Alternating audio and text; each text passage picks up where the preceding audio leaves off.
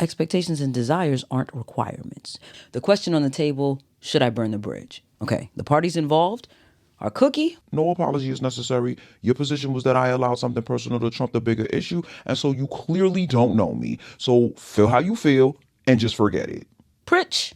This is hella inconsiderate to put me in the middle of whatever you got going on with whatever nondescript. This don't have nothing to do with me. I was supposed to be in my bed all day, and now you got me playing Uber driver. You wrong for this. And Aries Bear. How does Aries Bear feel about it? The short answer to whether or not I think you should burn the bridge is no. But let's get into this. Passionate public service announcement. Passionate. Let me tell you something.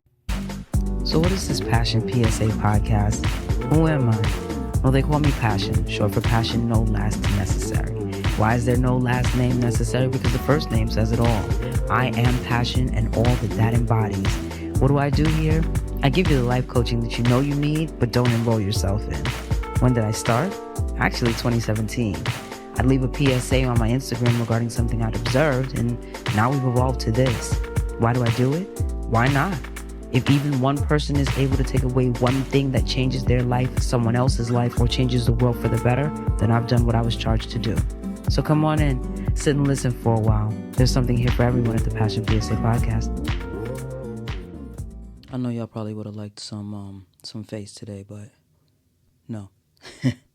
I'm just glad that you're getting an episode, because what has delayed me from releasing episodes in and unto itself will become an episode. But let's get into this week. Greetings and salutations, my beloved passionates, newcomers, visitors, and guests. Welcome to episode 8 of season 8 for real this time of the Passion PSA podcast, where I, Passion No Last Necessary, your Get You Right Guru, issue a weekly public service announcement about whatever I have observed or was on my mind. This is a for your consideration zone, where the objective is to offer you a perspective you may not have previously considered to A, expand your thinking, and B, aid you in becoming a better version of yourself, and for others. This is a safe space, but not necessarily a delicate one. I'll never rob you of your right to feel what you feel, same way I won't sugarcoat the truth to make it more palatable. The goal is to get you to higher, more expanded thinking so you can operate as your highest and best self. If you're new here, affirmations are our first order of business, so we can intentionally raise the vibration and start on one accord. Let's get on the same frequency. If you're ready, go ahead and take a deep breath. You are always welcome to repeat after me or to use this time to state your own affirmations. I think before I speak. I think before I move. I move with intention. I move with purpose. I operate in love. I give the grace I expect. I give the compassion I expect. I give the respect I expect. I set firm boundaries and honor the boundaries of others. I am well.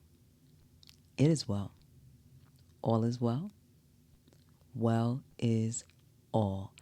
Ashe, ashe, ashe. So passionate, after I responded to the unsolicited feedback listener letter, another listener reached out with a challenge for me. They gave me the no, that's a lie. They gave me the scenario and the ensuing conversation. The question on the table, should I burn the bridge? Okay, the parties involved are Cookie, Pritch, and Aries Bear. The situation. Aries Bear was having a medical crisis of sorts and needed transportation assistance. They were going to ask someone that could have done it, but they're known to kick a person when they're down. I'll help you, but I'm going to make sure I make you miserable while doing it. That kind of person. Okay. We'll do an episode to discuss that either at a later date or we'll expound on the behavior, but right now I just want to stay on track. Okay. Cookie was totally opposed because the situation was already heightened and wanted Aries transit and the surgery to be as peaceful as possible. Cookie suggested a lift, but Aries Bear was opposed to that due to cost. Under the impression that Aries Bear only needed transportation to the procedure, Cookie asked Pritch if they could take Aries Bear, but Aries Bear needed a ride to and fro. Pritch, not knowing this, left.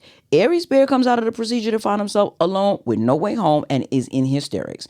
Definitely relatable, Aries Bear. I was expecting an agreed upon ride home from a surgery, and when the surgery was over, they weren't even dressed.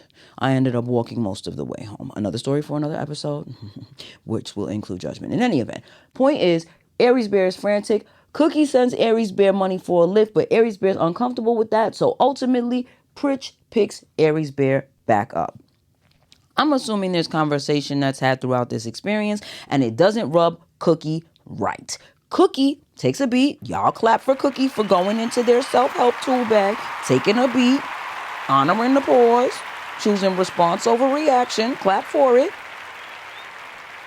Okay. A few days later, Cookie initiates a text conversation. Now, in a nutshell, Cookie expresses to Pritch that they didn't like how the conversation went. They realized their errors and flaws in the situation. They were already ready to get under the bed with the dust bunnies, and they felt like Pritch just added blame to the equation, saying that Cookie was wrong and highlighting that Pritch could have, and I'm assuming would have, preferred to be in the bed than caught up in this situation.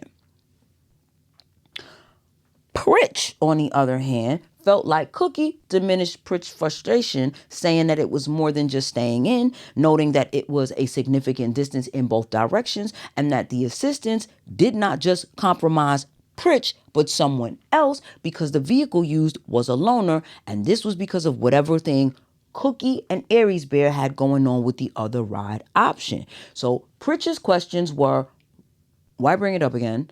And does Cookie expect an apology for Pritch's position when Pritch stands on the position that Cookie was in fact wrong for making a Cookie thing a Cookie, Aries Bear, and Pritch thing? Cookie's response, No apology is necessary. Your position was that I allowed something personal to trump the bigger issue, and so you clearly don't know me. So feel how you feel and just forget it. Pritch says, I don't feel anyway. The objective, which was to get Aries Bear home, was met, and you're stuck in the past. Cookie blocked Pritch, and now we're here.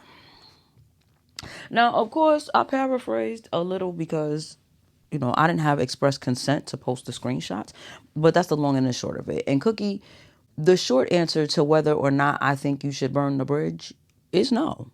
Now, for those of you who are new or who don't remember, back in season 2, we did an episode called Burn the Ships, Save the Bridges. The link is right here. Okay. The short version of that episode, if you got to forfeit something, sometimes let go of the relationship, but save the bridge of communication, because you may need to cross that bridge at some point in the future, and you may even be able to forge a new relationship. Great episode. Definitely go back and watch it. Back to you, Cookie. My expanded thoughts on this. First, let me say that I read all the messages multiple times. Now, without knowing what the exact conversation was and what it sounded like, based solely on what I read, I don't see why you should burn the ship or the bridge. If the mission was save Aries Bear and Aries Bear was saved, the mission was accomplished. Now, I will say this. On the receiving help side, I know what it's like to be rescued by someone who carried on so bad during the rescue. I felt like it may have been better to be left stranded. On the giving help side, I know what it's like to feel like I'm in a situation I shouldn't be part of because of what someone else has going on. I know what it's like not to say anything so they don't have to feel bad or worse in the moment, which left me seething. And I know what it is to say something and let them know I'm doing the thing for this reason, but also this is how I feel about it. And that's more or less the message I sent to my goddaughter, right? Yeah, I can do this thing for you, but it ain't all sugar and spice and everything nice. And after I've said what I said, I respect that it may not sit well with you. Just like your request isn't sitting well with me. I'm not taking up residence here, but while I'm idling in this space, you're going to get this feedback and then we're going to move forward. How it read to me was like you expected more compassion in the situation. That's fair. But expectations and desires aren't requirements, which means it's also fair for Pritch to be annoyed or displeased and tell you so, even if you feel the timing could have been better, even if you feel the delivery could be better. Because I don't know what the delivery was prior to y'all text communication. I know that it could have ranged from, You know, this is a real imposition, and you done wrong for this.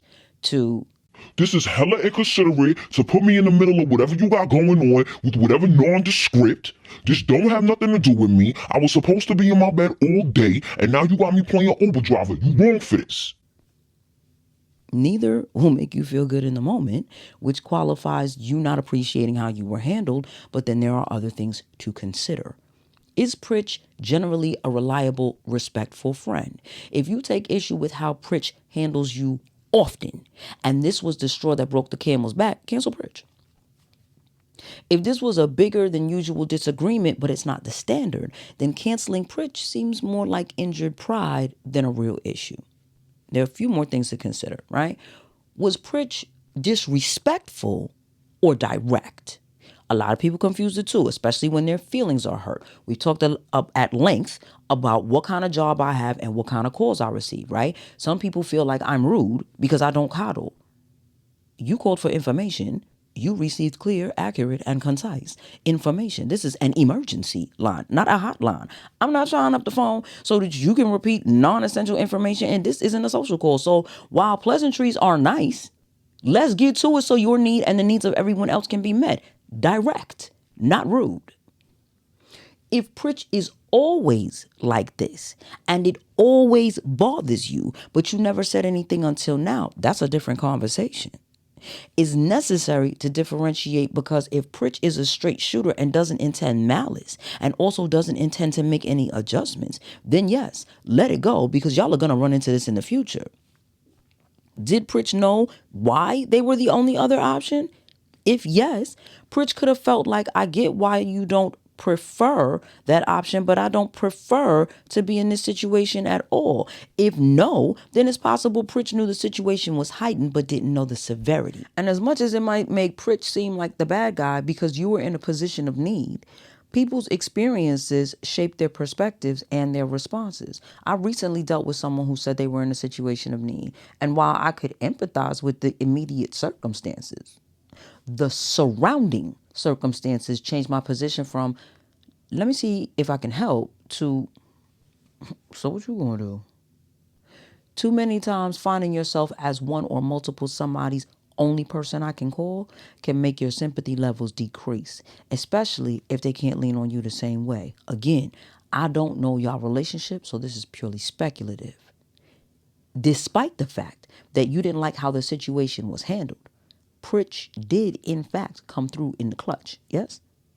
And based on what I read, Pritch isn't unwilling to resume business as usual or possibly come through in the clutch again if the situation called for it. So if Pritch is a steady and ready friend, the question then becomes, how does Aries Bear feel about it? Was something rude or unkind said to Aries Bear? Does Aries Bear feel like they want to sever ties with Pritch? And if yes, why? I think that even if you take some downtime away from Pritch, the relationship is still salvageable. I don't think there's reason here to burn the bridge of communication. At most, there may be some fine tuning necessary, and y'all may need to revisit your terms and conditions. Newcomers, that's from season 2, episode 2. Again, the link is always right here, but that's about it. On the other hand, Cookie, if Pritch was trying to get in contact with you at any point since this exchange and learned that they were blocked the hard way, there might not be a bridge or a ship to save. Now, passionates, I'm going to leave y'all with a reminder that we are in very interesting times. A lot is in motion and a lot is hanging in the balance. The ships that can be saved and are worth saving probably should be. A ship with holes can be saved even if it requires patching and mending. Now is a good time to figure out what qualifies as worthy. Is it the person that talks to you nicely, or the person that may be a tough pill to swallow, but they come through for you every time? Is it the person who you can party with, or the one who's kind of drab, but they're up on world and financial news and can survive Armageddon?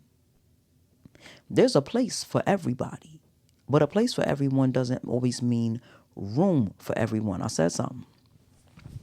You can be friends and maintain space between y'all. You can even speak casually and just keep it light. But just remember that while some may take it in stride and not feel a way that you've put space between y'all, others may take it super personal, and you may never be able to lean on them in a tight space again. Uncomfortable truth. Your emergency is not the next person's urgency by default. That doesn't mean that your situation isn't dire or doesn't require immediate attention. It does mean that you needing someone to drop everything doesn't mean they have to. And if they don't drop everything, they're not automatically a bad person or a bad friend. They may just not be able to prioritize you in that moment. They may not want to, and that's their right. Also, the grace you need is the grace you have to be willing to give. You are out of pocket to expect bigger and better accommodations than you're willing to offer someone with the same need. What's good for the goose is good for the entire flock of geese. Now, Cookie, you might not agree with my position, but let me know what you think about it. Passion is y'all coming with the listener letters, and I'm here for it. Continue to email me at mybrilliantfriendpassion@gmail.com. Other questions, comments, and concerns can be left in the comments section. Please leave a comment. If you'd like to make a donation to support this pod, you can do so via Linktree, Zelle, or PayPal. The links are in the description box. If $1 or $5 is too much for your budget, help me help others help themselves by sharing this to a few of your friends. All support is needed and appreciated. And with that, your Get You Right Guru is signing off. Go forth, be great, be filled with bliss, be armed and empowered with knowledge. Assess the entirety of the relationship before throwing it away. Even if you feel like they belong in a garbage can, they might just need to go in the back corner on the top shelf for a while. Let them get a little dusty. It's all right. Out of sight, out of conflict. In all things, be passionate. See you later.